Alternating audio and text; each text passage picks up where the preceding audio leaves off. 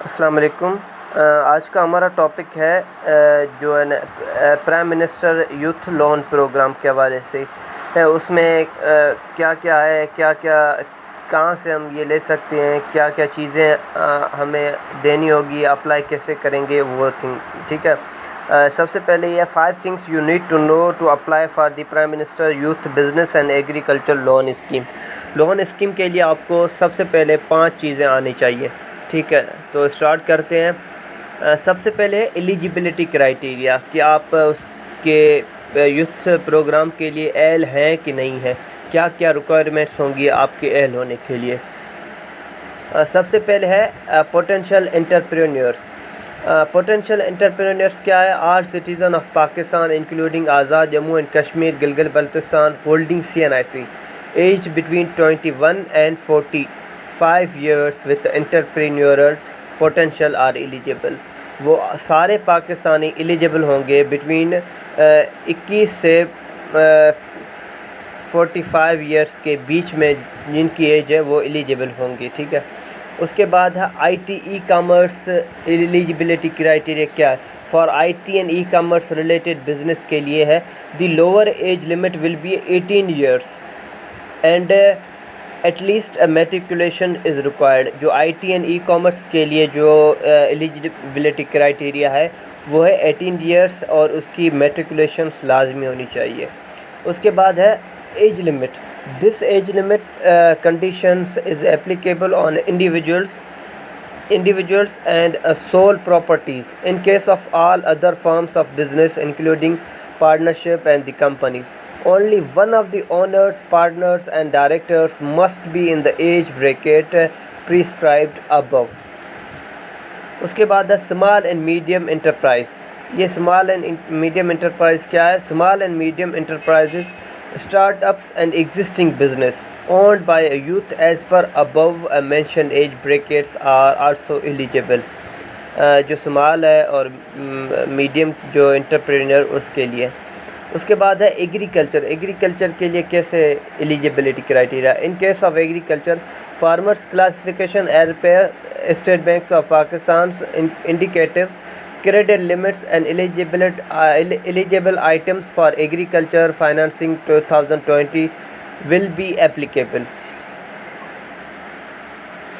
उसके बाद है फाइनेंसिंग टायर्स क्या है? सबसे पहले फर्स्ट फाइनेंसिंग टायर्स है, इट्स अराउंड 5 lakh।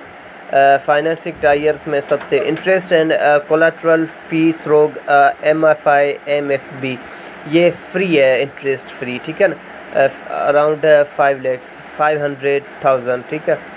उसके बाद है सेकंड फाइनेंसिंग टायर्स क्या है? From 5 lakh to 15 lakh।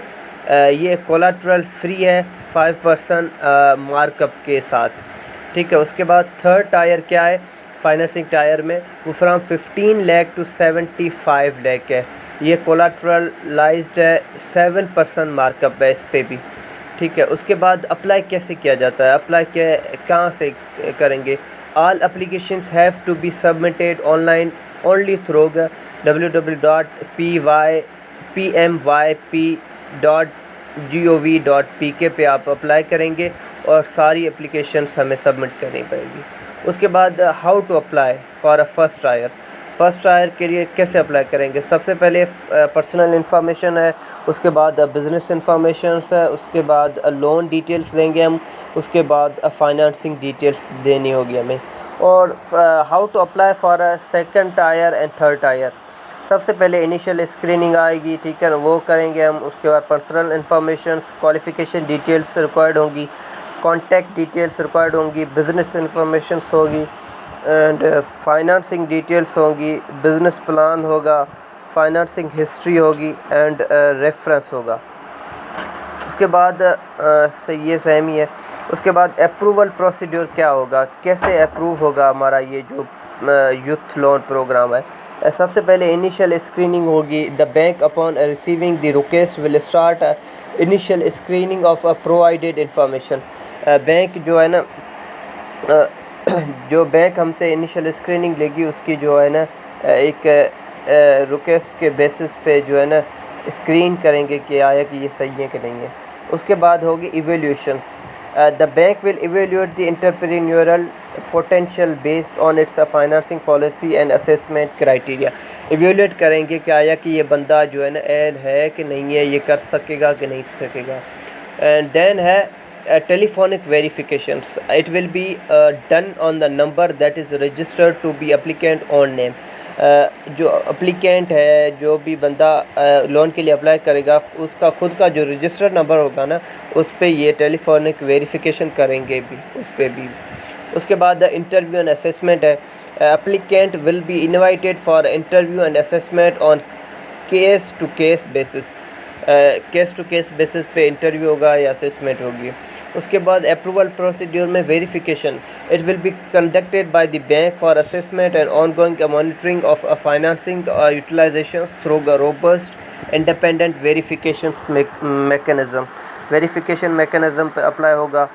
And उसके बाद physical verifications. After the assessment evaluations of the applications, physical verifications of the business location will be healed bye the bank. Bank एक physical जो है ना करेगी verifications, बंदे आएंगे कि आपका बिज़नेस देखेंगे, ठीक है, वाटेवर जो भी आप करेंगे ना। उसके बाद है financing. It will be approved or rejected as per profile of the customer, his or her eligibility according to the government scheme and bank's financing policy. उसके बाद है decisions. It will be communicated to customer through SMS on provided number, ठीक है। Provided number पे आपको message करेंगे कि decision लेना है कि नहीं लेना आपको। उसके बाद ये है prime minister youth loan scheme, business and agriculture. आओ कर दिखाएँ और पाकिस्तान को आगे बढ़ें। आई होप आपको समझ आया होगा।